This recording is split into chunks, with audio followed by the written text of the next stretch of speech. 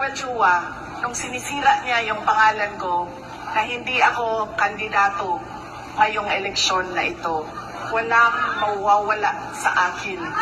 Nawala naman ang pangalan ko dahil kinuha nila at niyuraakan nila.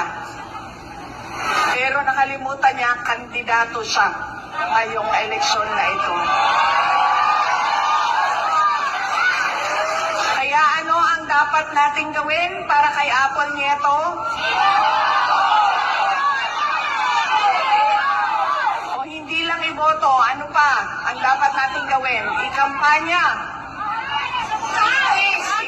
Idala sa lahat ng mga presinto at sabihan ang ating mga kasama, bigyan nyo ng 0 yang put Joel Chua.